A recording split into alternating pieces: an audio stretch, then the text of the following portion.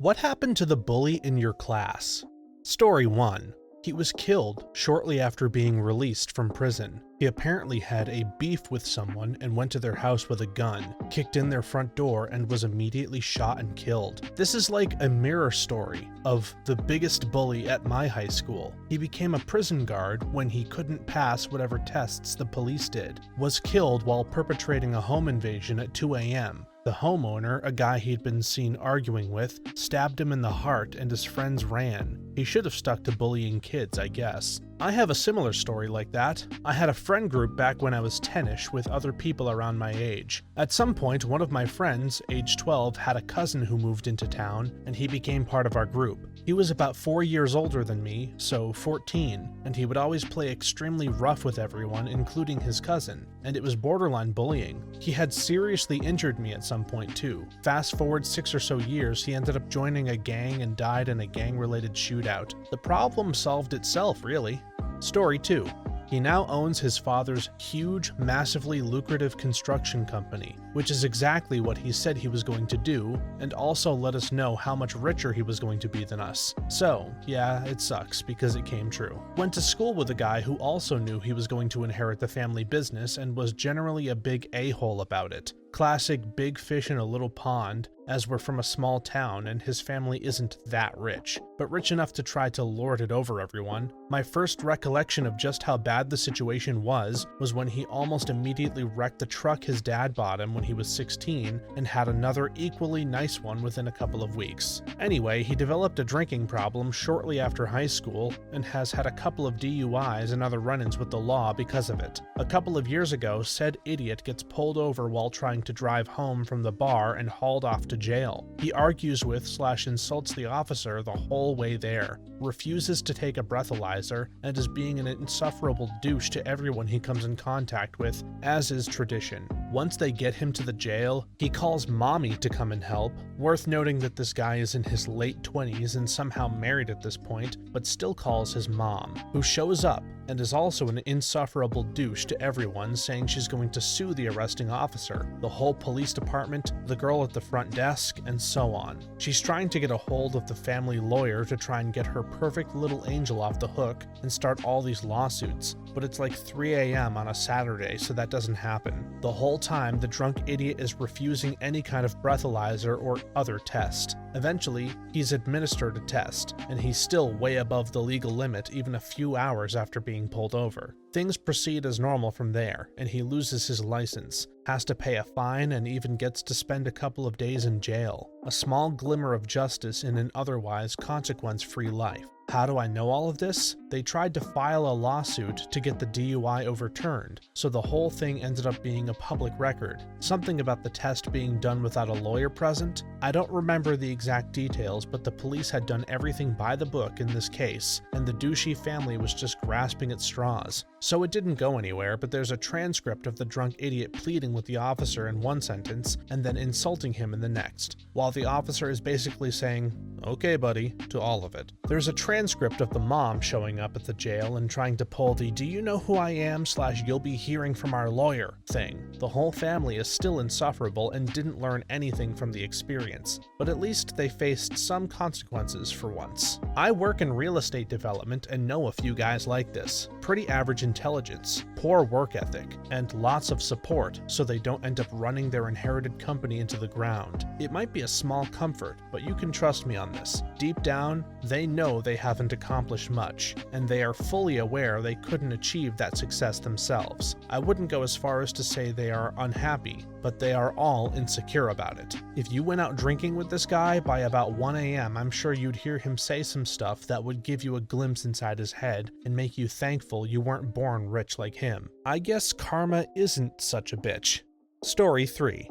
After years and years of being bullied in middle school and high school by one particular guy, I took my dad's lawnmower in to get serviced, and look who we have here. Good old racist F-boy Sean walks up to the counter covered in dirt and oil and sweat. He immediately knew who I was. The funny thing is, I hated this dude for so long, I even had a vision of snatching him by his shirt over the counter and beating his face into the ground. I was a skinny skater punk now. Nothing was said between us during that interaction other than the services I needed. When I went to pick up the lawnmower a week later, he asked me to step outside. In my mind, I'm thinking, this is it. I'm going to pummel this dude. He lit up a cigarette and for about 15 minutes apologized for how he treated me in school. He told me about how he was brought up, and he's never been as tough as he came up. After high school, he went into the military and was forced to work with other races. He even explained that his hatred towards people that weren't white faded away because of the Marines. He said he had been screwed over more by his own race than others and started to think about his ideology. He is a humble guy now, with regret, but is man enough to admit his faults. We shook hands and even hugged. I haven't seen him in about 10 years. If I do see him again, I'll still shake his hand. My grandfather had a similar story with the Navy. It got him out of Bumble Hell, North Carolina, and away from his family where he had to figure stuff out on his own. Came back from Korea and basically ran out of town. I only met exactly one relative from his side of the family whom he could barely stand but tolerated because, to quote my grandmother, the others were clan members. See, this is what I love to hear.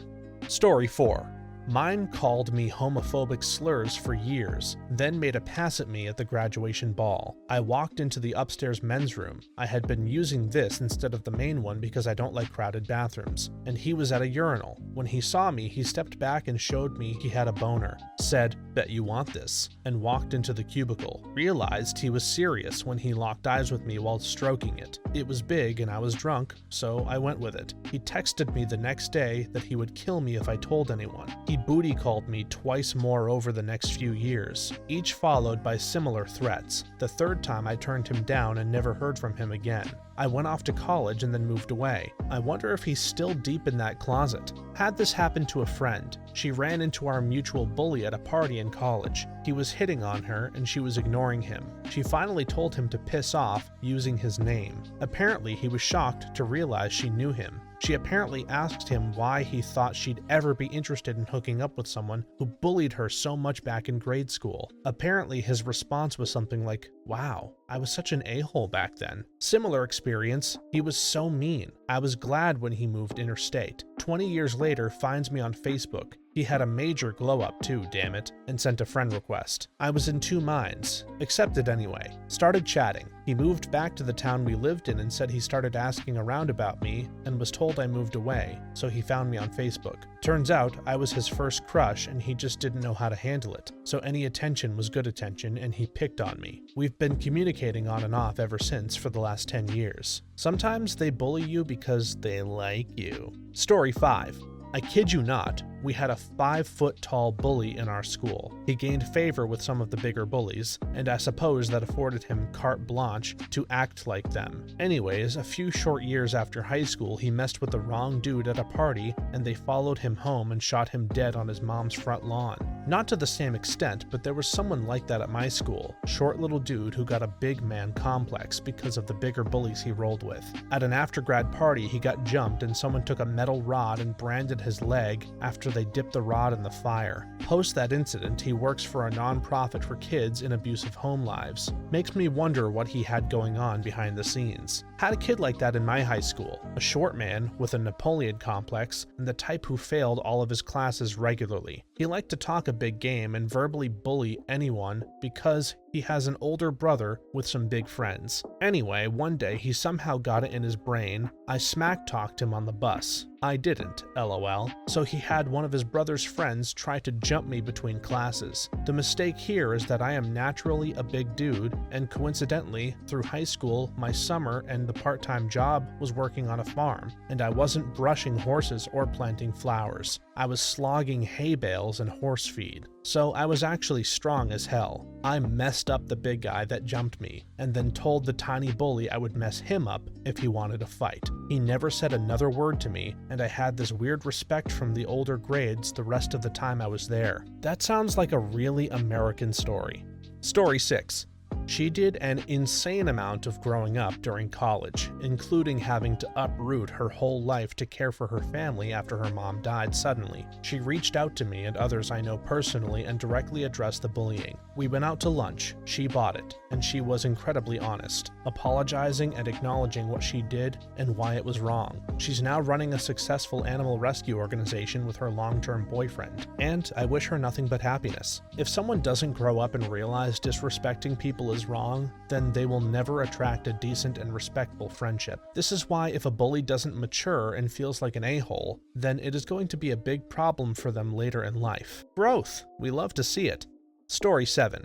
Beat a fellow drug dealer to death during a transaction gone bad. Sentenced for murder, but then somehow it was downgraded to manslaughter. Served about 10 years, and judging from his Facebook posts, I know his brother, he has a girlfriend, a job, and has cleaned up his act. Edit to add what happened. Just looked up the story. He was convicted of second-degree murder with depraved indifference. Then the State Court of Appeals changed the law interpreting the definition of the charge. The federal court vacated the conviction, finding that the defendant was factually innocent of depraved indifference murder. He agreed to plead to the lesser charge of manslaughter. So he had already served 10 years and was released after the plea to manslaughter. The bully 2 grades above me did the same exact thing. Even back in 1996, a teacher predicted it. Sure enough, he beat a guy to death over a drug deal, then tried to hide the crime. He's serving a life sentence for it. My cousin wasn't a bully, but he was arrested for the same exact reason. He didn't mean to kill him, but he landed a really solid punch that caused brain swelling that eventually killed the guy a few days later. He was charged with manslaughter up front and did around 5 years. He's out now, has a wife and kids, and has a job at a factory making more than I do working at a university. But he also washes cars and designs t-shirts on the side. He hasn't even thought of doing anything illegal in years. He doesn't even smoke weed. Great testament to how our jail sentences are entirely too long. 10 years helped him clean his life up. Story 8. His father was caught stealing millions from the community. Dad was a wealth manager, and all his clients were friends and neighbors in a sort of small town. The family was really put through the ringer of embarrassment, and the bully was a wreck for a long time. I guess he realized all the wealth and arrogance that he grew up with was stolen from everyone he knew. I saw him years later, and it was like seeing a different person. He had changed his name, walked differently, and held himself with a different posture. We spoke for a few minutes, and it was almost like he was genuinely interested in me. He didn't go out and say sorry for what he had done, but it seemed like he wanted to, but thought it would be tacky. Maybe I'm reading too much into that interaction, but it was a little weird. It was like he had been forcing himself to be an actual nice guy. I'm gay. I wasn't out of the closet as a kid, but everyone knew. A friend once told me, "You're incredibly butch until you move or open your mouth." Many guys were nasty to me about it. At my 30th anniversary, those of them who were there each approached me individually to tell me they were sorry. It was wrong of them, and they had learned better. It was surprisingly moving, and I appreciated it from each guy. We had a kid in grade school in the 80s who was clearly gay. He sort of came out in the late 80s. Again, no secret. I don't think I ever did him harm, but we all definitely gave him the cold shoulder and didn't make him feel welcome. I could have been kinder once. The secret was out. Yeah, we learn, we mature. I was wrong. He died in his 30s many years ago, and I regret how we treated him, and that I never got to apologize. Would he have accepted an apology? I don't know, but I wish I could have told him I was sorry. Damn, this made me emotional. Story 9.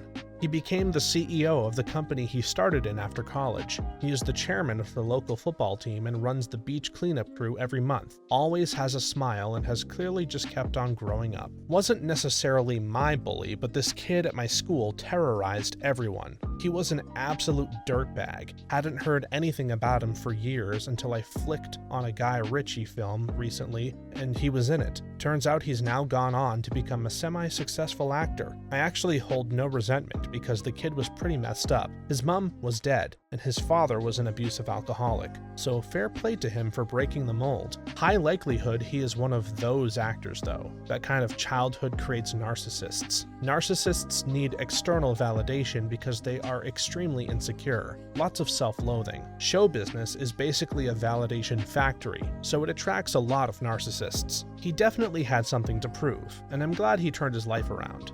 Story 10.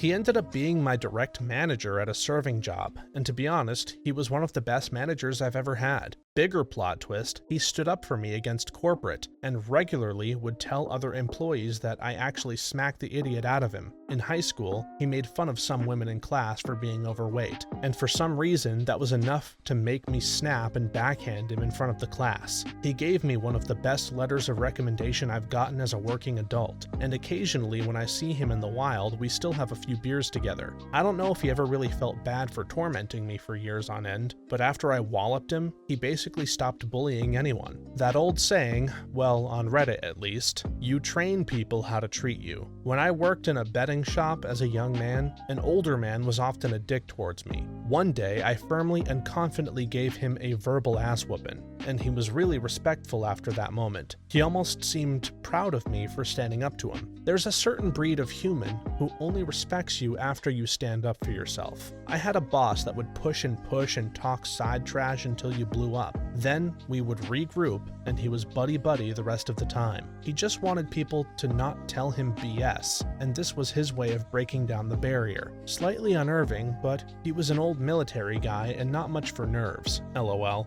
A lot of these stories are way more wholesome than I thought. Story 11. He is in Leavenworth serving a life sentence for murder. No one was surprised when they found this out. I'm going to be honest, I'm a bit disturbed by how many bullies apparently went on to murder someone. Same thing for my middle school bully, currently in jail for murder at a drug deal gone wrong. He was the driver, but still caught the murder charge. Was a crazy thing. I saw an article about how someone my exact age from my hometown was arrested for murder and made a joke about how I probably knew them. Was my middle school bully. My brother had a bully who was serving a long prison sentence for killing his live-in girlfriend. When he was arrested, my brother wrote on Facebook about his arrest. I went to elementary school with him, and this doesn't surprise me at all. He was from a family of 5 or 6 kids. Our sister and I had the misfortune of going to school with their siblings, until they dropped out in 9th or 10th grade. My brother told me about the time in 5th or 6th grade when they were paired off to wrestle in gym class, and my brother pinned him even though he was much larger. The boy said, "I'm gonna beat you up after school," and my brother replied, "Good luck with that, I just beat you at wrestling." His older sister got pregnant when she was about 15 years old, and not long after I found out and she was sent to the maternity school, as was usually done in the late 1970s, I saw some bathroom graffiti that said something like, "Girl's name is an ugly pregnant bitch," and someone wrote underneath it, "And her older brother is the father." To be honest, that wouldn't have surprised me either. P.S. Around the same time, we found out that the bully's family had moved to a house in a moderately upscale neighborhood. I knew a woman who lived in that neighborhood and asked her if there were any strange goings-on in her area. She replied that some people moved in a few houses down and nobody knew anything about them, except that all they did all day long was start cars. I had wondered how they managed to swing that financially, and later learned that the dad had opened a topless bar and X-rated bookstore, which were not exactly mainstream businesses at the time. I bet he was doing some pimping and the like on the side. Considering how many bullies ended up being murderers, I sure am glad I didn't stand up to mine. Story 12. The autistic kid beat him in Spanish class within an inch of his life, flipped over the desk, picked this dude's body up and slammed him, kidney first, into one of the legs. Johnny was just your normal happy-go-lucky video game fan. We went to see the original Mortal Kombat movie in theaters when it came out. It was my second movie-going experience. I was just a newly transplanted immigrant, and Johnny was the only kid who didn't pick on me. He was cool. Johnny was heavyset with glasses. Juan was a gangbanger, real cholo-looking dude. He and his friends were pretty terroristic. In retrospect, I'm sure Juan had a terrible upbringing because he took it out on everyone around him. For months, he kept on picking on Johnny. Months. Juan was a scary guy, and I had gotten into my share of scraps, but I wanted no part of this guy. This abuse went unchecked. Juan broke John's glasses, and it was just persistent. I don't remember all of it other than Johnny just became more and more reclusive with time, and he was always bruised in some way, shape, or form. One day in Spanish class, Juan said something to Johnny about his mom. This was before the bell rang for class to start. This was the final straw. I remember John letting out this guttural primal scream and lunging from his desk towards Juan. Johnny began hammer-fisting Juan all over the head, his shoulders and arms, like Goro would in Mortal Kombat. just unleashing everything he had on this a-hole gangbanger. There came a point when Juan looked out of it like a limp noodle, and this was when John, still possessed by this unrelenting rage, flips the desk over and underhand flips/body slams Juan into one of the legs of the desk. Juan let out this horrible cry of agony, and that was that. The teacher walks in, they call the campus police, and the rest is a blur. I don't remember what happened to John after this, as I never saw him again, but I do remember hearing from an acquaintance back several years that Juan was in jail for aggravated robbery. Guess he didn't learn his lesson. Thank you, Johnny, for being a friend and for not judging me when I learned the language here and adjusted to my new life. I hope all is well with you. The American education system at work. This autistic kid gets bullied to the point of snapping into a primal rage, while the teachers punish the autistic kid despite it being obvious that Cholo over here has been asking for it forever. I guarantee the reason Cholo didn't learn his lesson is that he got off scot-free from the teachers too. I had something similar in my horticulture class. There was this skinny white kid who thought he was a hard man. He was like 20 but somehow a senior. He kept picking on this slow kid who was absolutely huge. Just the biggest moon-faced corn-fed dude you ever saw. Anyways, one day the wannabe went a little too far and said something about the slow kid's mom. Dude lets out a bellow very similar to what you described, picked up a table and belted the a-hole with it. And not like a classroom table, like a big-ass plant table made of solid steel, weighed 100 pounds if it weighed an ounce. A-hole dropped like a ton of bricks, but the developmentally challenged guy wasn't done. Took off his belt with the big old rodeo buckle and just went to town with the buckle. It took, no joke, 6 or 7 of us to restrain him. Once we got him to stop, he just switched off, went back into the classroom and sat down until the SRO got there and quietly walked off. Never saw him again. My man laid down the nastiest combo in history. Story 13.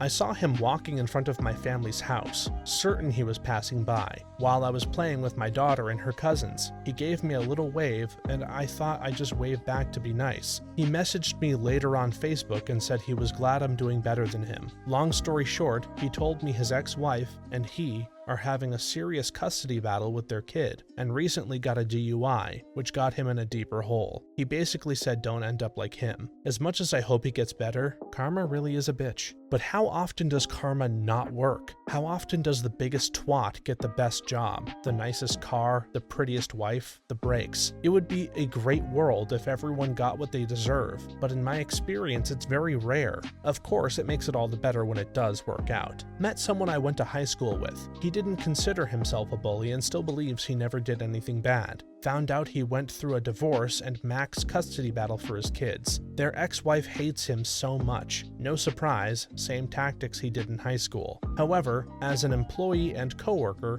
he's kinda chill. I would not want to be friends with him, though, as he's too narcissistic and uses self-deprecating humor to make him seem more likable. He was probably never doing well in the first place. Story 14. I was only ever bullied in elementary school, in Texas. I moved to Ohio during the 5th grade. At some point, in late middle school or high school, I heard the guy who used to bully me get mad at his parents because they wouldn't let him go to a concert, so he took his dad's shotgun and killed himself. Speaking from experience, the event that such actions get blamed on is never what actually caused it. What the rumor says is kid kills himself because he couldn't go to a concert. How spoiled, frowny face. What that almost always means is victim of child abuse with long-standing suicidal thoughts gets tired of being abused every day, kills himself after the most recent abuse session, which coincidentally happened to be because his abusive parent got angry when he tried to leave the house to go to a concert. It may not be fact, but it sure does seem like Texas has so many freaking bullies in schools. I have a granddaughter, my son's stepkid, and she is a bully. No reason to be angry at her bio father. He's a very hateful and spiteful man, sadly. She's held to reasonable standards the same as everyone else in her home. She isn't abused or mistreated. My son treats them better than most bio parents. He will go to the earth's end for them. But the one girl is just mean. She beat a kid with a hockey stick on camera and the victim got more punishment, and sadly her parents didn't press charges. She also can't have a phone because she will bully online. I hate to say I'm afraid things won't end well for her, but I hope they do. Yeah, I don't think it's fair to say that he was spoiled. Most bullies become so because they have serious issues. Story 15. He's on Facebook constantly crying about how unfair life has been to him. He also said he won't go to our 10-year high school reunion because he was bullied by the a-holes that are now organizing the reunion. When I commented and reminded him how he bullied me, he just said, "At least I didn't make you suicidal like they made me." Completely delusional. I feel bad for him. He wasn't a bad bully to the point where I couldn't sleep at night, but he would make me dread going to one specific class. He would do stuff like pick up my binder and throw it across class, try to trip me every time I got up, and would make comments about me being from Germany like, "Shut up, Nazi." Just super annoying, but the irony of his reasoning behind not going to the reunion made me laugh. I think it's very typical for kids who are bullied to bully others in turn. There is a dog-eat-dog outlook formed in this environment and no room for empathy. Very sad. Going on memory, there was a study done years ago that found that rats were exposed to random electrical shocks would naturally develop high levels of stress. When a new rat would be introduced to their cage, they would immediately attack the new rat. Afterward, the stress level of the shocked rat would be reduced, while the levels of the attacked rat would be very high, almost as if the stress has been transferred. When you consider this, a lot of human behavior becomes understandable. This reminds me a bit of mine. He was a grade above me in the service, and he bullied everyone. I didn't even get the worst of it, but he pissed me off plenty. Later, he was brought up on 7 charges of violating the UCMJ. None of it related to how he treated people, of course, but before I heard of the charges, and after the investigation started making headway, he came out to see me at the guard shack. I thought, here we go again. He looked lost and almost like he might cry and talk like he was the victim, and they were being a-holes, and he couldn't take it anymore. He just kind of walked away and left me wondering, what the fuck? He was guilty of all of it, and well more, and he was found guilty on all 7 charges. He got reduced in rank, I think to E1, some forfeiture of pay, confinement to base with labor, and being discharged. I don't remember the character of discharge. He's a cop in Louisiana now because of course he is. Funny how they love to dish it out but can't take it. How the tables have turned. Story 16. So my bully was a guy. I'm a chick, and he was relentless. From kindergarten through middle school. Peaked in middle school. He would stick his leg out and trip me when I would walk by and then laugh. Crap like that. He annoyed everyone, imposed on your personal space, would tell lots about myself to others so they would not like me. It really bothered me deeply because I could not understand what I had done to have someone so adamant about humiliating and hurting me publicly. Well, after middle school, he disappeared to some other school and I slowly repressed it all and forgot him in my active thoughts. Then I got my first apartment with a friend and a real job and went to college. I'm sitting on my new couch in my new place watching To Catch a Predator, like everyone did back then. Next up on To Catch a Predator, and I hear his name. I hear that jerk-off name, and there he is walking in to meet an underage girl. He has a very disgusting text convo with. I could not believe it. I stood up and screamed aloud. I felt vindicated for the feelings of hatred and inability to forgive him as a younger girl. Justice served. Similar things happened to me throughout elementary school. He used to trap me and other girls on the bus, sit way too close, try to lick or grab us, etc. Was the early 90s and the bus drivers never seemed to care as he got away with this for years. Cut to the end of elementary school. One of the older guys, later a best friend of mine, has watched this happen for a while to the girls his age and younger. He's finally bigger than this creep and he's had enough. Follows the creep off the bus and punches him, and gets suspended for it. The creep walked away with no punishment. The creep, TM, was blacklisted socially all through middle school and high school. His reputation for gross behavior with women was well known, and everyone avoided him like the plague. He continued to get weirder and more reclusive. Right around the time of our 10-year reunion, we hear that this idiot has finally been arrested and is going to jail for life. Multiple charges of child porn and soliciting minors, spanning years. I'm still mad at how many years he got away with his behavior unscathed, and I hope they throw away the key. Also want to add, it is deeply alarming how many people's bullies turned out to be absolutely terrifying adult humans. I'm gonna be up all night trying to figure out who that bully was. Story 17. He's selling mobility scooters and supporting his stepchildren. He was abused at home, and I was an easy target. Back then I fantasized about murdering him, and now I appreciate that he was crying out for help. I'm never going to be best friends with him, but I'd shake his hand and wish him well any day. He was neglected. The only time his parents would give him the time of day was when the school would force them in for disciplinary talks. I was just unlucky enough that he knew my mom would zealously advocate for me. He was never exceptional to them, and he sabotaged his own progress along the way. He was 2 years older than everyone else in the class, and was the class above me, yet we'd swap classes for certain subjects, which probably didn't help his confidence, nor his perception of me. However, from what I see on socials and hear from everyone back home, he's grown into a good man, and I hope he gets the love he so desperately needed back then. Way too many of these bullies have problems at home, so that's not shocking. Thanks for watching until the end. If you have a similar story that you would like to share with us, please leave it in the comments below. If you enjoyed this video, please remember to leave us a like, and don't forget to subscribe. For more videos like this one right now, please stop by our channel. Thanks again, and see you next time.